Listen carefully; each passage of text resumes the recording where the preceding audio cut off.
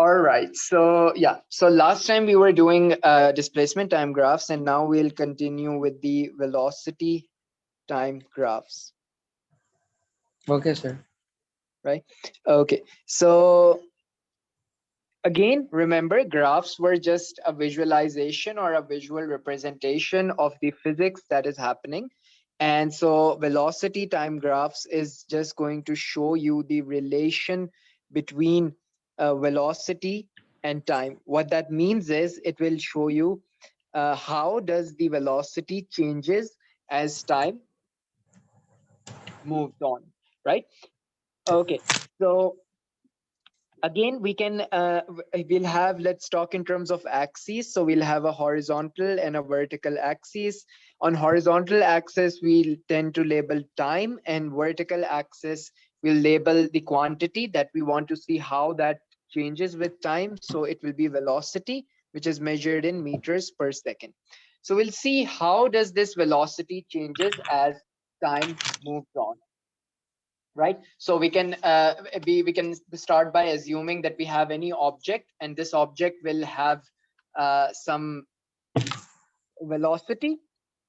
So we can plot all the velocity as time progresses forward. So for example, suppose let's start with this thing that I have a velocity time graph which looks something like this. So what is happening over here?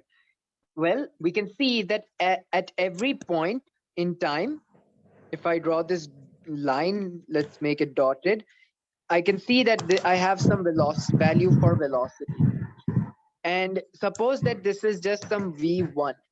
Now at t1, we have this velocity v1. And again, we look at some other time, we see that it's still v1 at some t2 and so on, right? So at every point in time, the velocity is same. This means that this is the case of a constant velocity, right? Now, if Yes. I were to,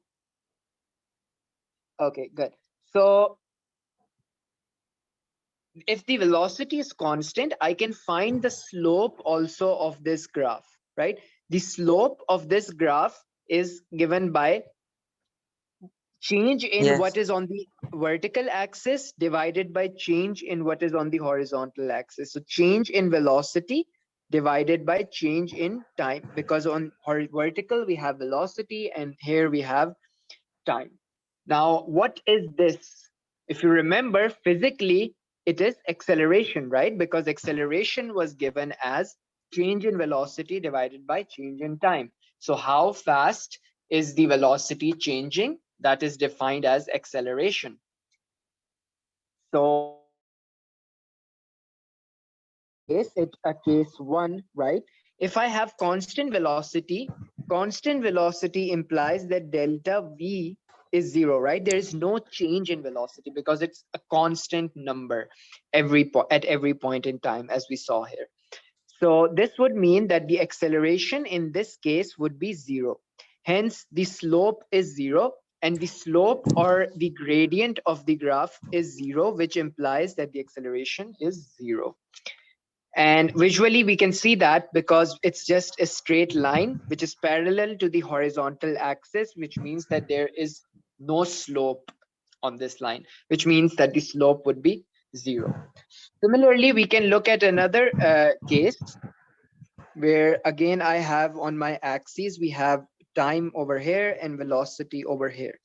So we see that suppose let's take a case where you have this line. It's this line, when you see a line that starts from origin and moves in this direction, it's also known as a linear line, or the graph is known as a linear graph, right? When you see that at every point in time, the velocity is increasing at a constant rate. So suppose that this was t1, we'll have some v1 here, and suppose at some t2, you will have another value for v, that would be v2, such that v2 is greater than v1. v2 is greater than v1. We can see that from the axes, right? So this is the case of, yeah. So what is this the case of? What's happening to the velocity over here? Velocity is increasing, right? Yes. Okay, good. So this is the case of increasing velocity. Now, if the velocity is increasing, I can calculate the slope of this graph, which is the gradient. I clearly see that this graph will have a non-zero slope, right? So it will not be zero, but there will be some value because it is at some angle to the horizontal axis, time axis. It is at some angle, so there is a slope. And so we can calculate the slope again by using delta change in velocity divided by change in time. Now, because it's a straight line, we'll see that this change in velocity is going to be a constant number. And change in time would be a constant number. You'd be just doing v2 minus v1 divided by t2 minus t1.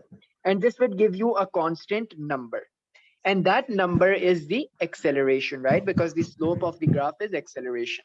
And the acceleration is constant in this case, right? So we see that we have a constant value for acceleration. So when the speed increases in this manner as a straight line, which means that the ratio of velocity to time at every point on this line, at this point, at this point, at this point, at this point. So at every point on this line, the ratio of velocity to time is same. This implies that the slope will be a constant value, which is this acceleration. But the velocity itself is increasing, as we can see by this line. So at every time interval, the velocity is a new number and it's increasing upwards, right? Because the slope is upwards. So upwards slope also imply increasing velocity, upwards slope. So is that clear? Yes, The sir. idea of increasing velocity. Okay, perfect. So we have some space here. So let's just draw it over here. Let's draw another case where we have, so suppose again you have velocity over here and time over here. Suppose I have a graph that looks like this. Now this is a graph where the velocity is decreasing, right? Because at some t1 initial value of time, you have this value of velocity, right? So suppose that this is v1, and then at later time, suppose this is this time t2, you have some velocity which is v2. So you can see what happened is v1 is smaller than v2. V1 is smaller than v2. So velocity decreased. So this is also this known as the case of decreasing velocity, which means if you see a slope that is downwards, so it's always a case of decreasing. Downward slope implies a decreasing case, right? Okay, so I can write down an expression for the slope for this thing as again change in velocity divided by change in time, which would be v2 minus v1 divided by t2 minus t1. But because v2 is greater, I should have written it in this way, by the way. V1 is greater than v2. I made a mistake over there. So this is v1 is greater than v2, right? Because we can see that v1 is a higher value and v2 is a smaller value.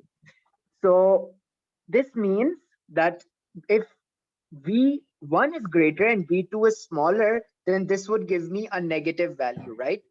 A negative sign. Do you understand that, right?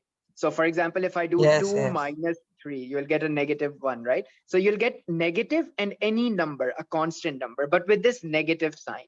So this implies that you have a constant number, but this negative sign implies deceleration or negative acceleration. So is that clear? Yes, sir. So in this case, the acceleration is in the negative direction, which is causing the velocity to decrease. All right. So now we can discuss a case of in terms of accelerations. How can I look at accelerations from this graphs if they're not a constant value, right? So here we have velocity, here we have time. Suppose the graph is curved and it's curved upwards. So what was the last case? That was case number 3, I think, right? So this would be case number 4. And it is curved upwards. The slope is curved upwards. This is the case of increasing acceleration as well. Increasing velocity is increasing, but so is acceleration. And we'll see how is that the case, right? So if I take this curve and because we know that from mathematics, we know that to find the gradient on a curve, it is different at every point on the curve. It has a different gradient. So for example, if I have to find the gradient at this point, which is some, let's say this is some t1 and some v1. So how do I do that? We know that we will just draw a tangent to this point, and then we'll find uh, any point on this tangent. And suppose this point will be, suppose it's at some t2, and there is the velocity at this point is some v2. Then we'll use these 2 points, one which is touching the tangent and the curve, and the other one anywhere on the tangent. And we'll find the slope of the graph, which would be delta v divided by delta t. So this is the slope. But the catch is that this slope, in this case, it's clearly positive, right? Because v2 is greater than v1. v2 minus v1 divided by t2 minus t1. And this would be a positive number. But this is for this particular value. So at a particular point, because this number will change for a different point, and we can see that. So suppose I used another color and I want the slope of the graph at this point, blue point. What I'll do is I'll draw a tangent to this blue point like this, and then I'll find another point on this blue line, and then I'll find the gradient of this blue line. And clearly you can see that the blue slope is greater than the slope of red color, right? Because if I look at this thing, it makes some angle like this, which is greater than the angle made by the red line. So does that make sense? Yes. Right. Okay. So this blue angle, blue theta, is greater than the red color theta, right? So this means that the blue slope is greater, which means that the slope has changed, right? So from this we can conclude that the slope is no longer a constant, right? So this means that when a curve when the curve is going in the upwards direction, in that case, velocity is increasing, of course, but the acceleration is also increasing because the slope is acceleration. And we can see that the slope keeps on increasing at every point on this curve. All right, so is that okay?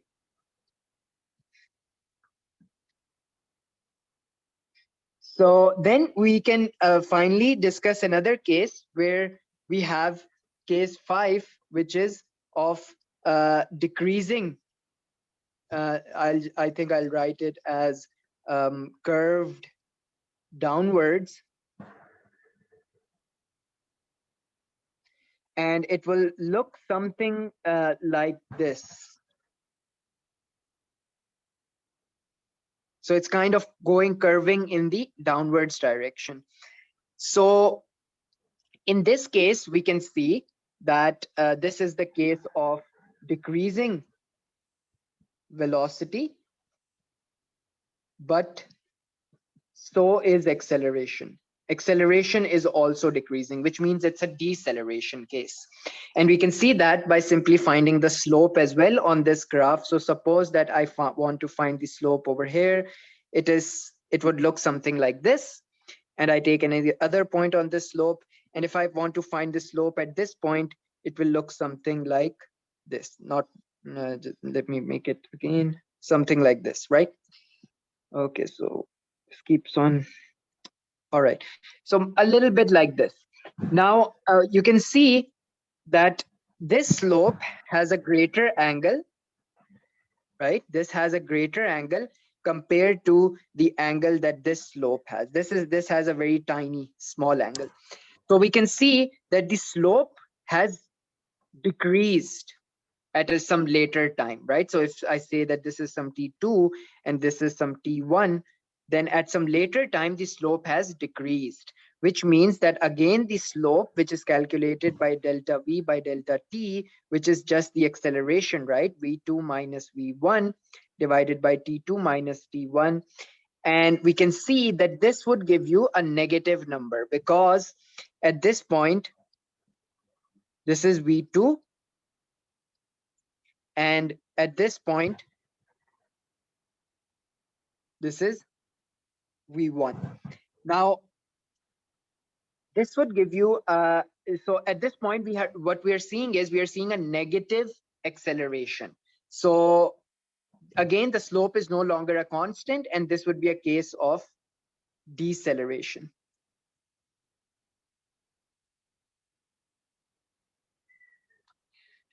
All right, so does that make sense? Yes, sir. Okay, great. All right, so that was everything that we had with velocity time graphs, really everything that we have from graphs, except I think I like to point something out here very quickly as well. So for example, let's consider these velocity time graphs. There is one key point over here, which I'll write it over here. And that is, if I find the area under these graphs, under velocity time graph, what do you think it would give? Area would be the product of what is on the vertical axis times what is on the horizontal axis, right? So that's just V times T. But what is V times T? It is displacement, right? Because we Yes. know velocity is displacement by time. So V times T is just displacement. So if I want to find the total distance covered at this particular velocity, then I'll just find the area under this graph, which would be V1 multiplied by T3, for example, right? So the entire area under this graph would be V1 times T3, which would give you the total displacement covered in this particular time, T3, given that the object was moving at some velocity V1. And same is the case over here. In this case, if you look at this graph, it is it is it is a triangle, really, right? So if I extend this line from here, it looks like a triangle. So the area under this graph is given by area of a triangle, which is what? 1 by 2 into base into height, right? So base is T and height is V. And this is again displacement, right? Because the units are for displacement. So all right, so is that clear? So the main takeaway from all of this is that the area under velocity time graphs is going to give you displacement covered in that particular time, given that the object was moving at a particular velocity. So does that make sense?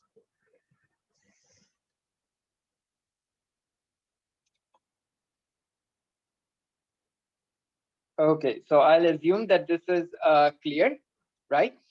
And then we'll move on to the next topic, which is of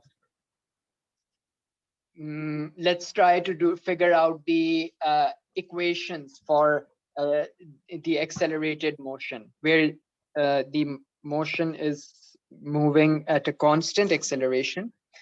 And let's try to derive those are those equations that we have, equations of motion, you call them, right? So that's the next thing. But before we move on to that, is everything clear so far? Yes, sir. Okay, so I apologize for being too fast. If I went through these things a bit fast, because again the concern is of time. But if you try it next time to be on time for the class, and if you have any problem, you can go through after the class, go through all of these topics that I'm teaching, and if you have any questions in the next class, feel free to ask me, right? Okay, sir. All right, great. So now let's move on to the next topic of equations of motion. And let's try to write these down. Now, these are the equations that are very useful, by the way. And a very important note at this point is these equations only work for constant acceleration, Okay, sir. right? Only for constant, And right? yeah, only for constant acceleration. You can derive these equations, and if the acceleration is not constant, in that case you will have to perform some integrations, right? But that's not really the part of your course, so we just stick to this point where we just use these equations for constant accelerations. So the point is that it's not something like, as we cannot solve a problem where the acceleration is not constant, we can, and we use integrals and integration techniques to do that, but that's not the part of this topic, right? So we'll not go into that at this point. All right, so if these equations are valid for constant accelerations, then a good point to start is by looking at a graph of velocity versus time, which has a constant acceleration. So a particular graph could be something that looks like this. In this case, from our study on graphs, we know that the acceleration would be constant. So to derive these equations, what I'll do is I'll break this graph into some parts now. So let's say that there is this part, and then we'll break this into, so we'll just drop some dotted lines like this and something like this. Now, let's label the graph. Suppose initial velocity is given by u. U is the initial velocity. That means the velocity with which the object is initially moving. So, for example, at t equals 0, the speed of the object. Now, it can be 0 or it cannot be 0 as well, right? So maybe you started looking at the object when it was moving with some velocity rather than when it was stationary. A very good example is of our Earth. Earth is always moving translationally, and it is rotating as well. But we can observe the Earth and we'll see that it's moving with some velocity. And at some later time, this velocity will be some other value. So this is the initial value and this is the final value, right?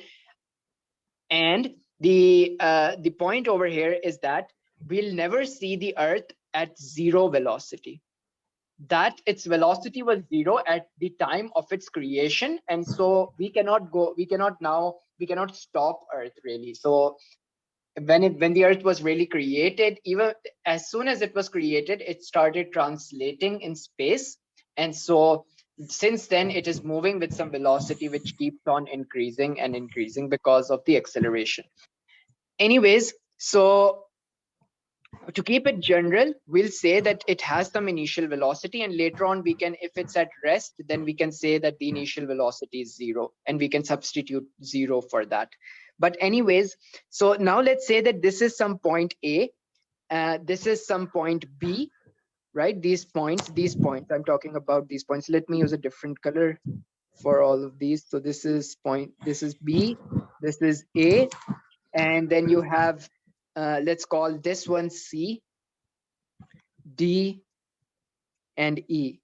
So we are just doing this so that we can really write down our equations of motion by looking at this graph. So this graph is clearly showing a motion of a particular body which is accelerating at a constant rate. We know that we saw that already now, that a graph that looks like a straight line, acceleration is constant. Now we can write down the acceleration of this object as the slope, right? So so the first equation is going to come by considering the slope of this thing, B and C, slope B of this line B and C, which is clearly this value, which is V. You have some velocity V minus U, right? So change in the velocity, which is V minus U, divided by some time. So suppose over here we have time T, and here time is 0. So T minus 0, which is V minus U divided by T. And this is the equal to acceleration, right? Because the slope of a velocity time graph is equal to acceleration. So this gives me an equation, A equals V minus U by T. And I can then rearrange this equation in this way, that I bring this T over here. So this becomes AT equals V minus U. And then this can become V is equal to, if I take this U over there, this becomes V, let me write it down. So this becomes V is equal to U plus AT. And this is one of the equation of motions, right? So I don't know, but I hope that you have heard of this equation before. This equation is one of the equations of motion, and it's going to only work as long as the acceleration is constant. And it's relating the final velocity, initial velocity, acceleration, and the time, right? So is this clear? How did we reach to this equation? Is that clear?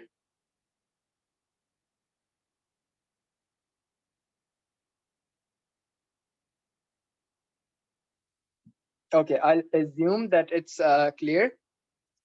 If you have any problem, just let me know, right?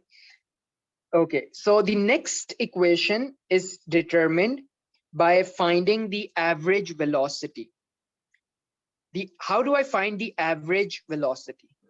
So the next equation can be derived from average velocity of this graph.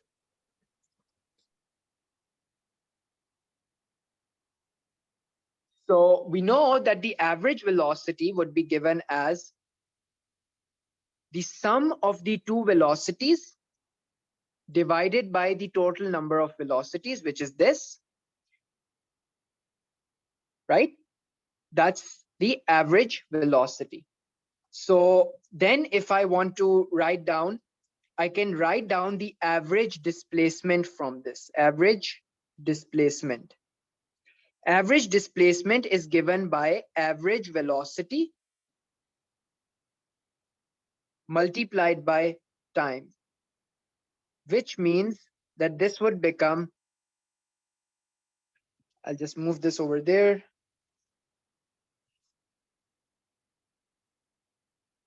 So this becomes S is equal to V plus U by 2 times T. And this is another equation of motion.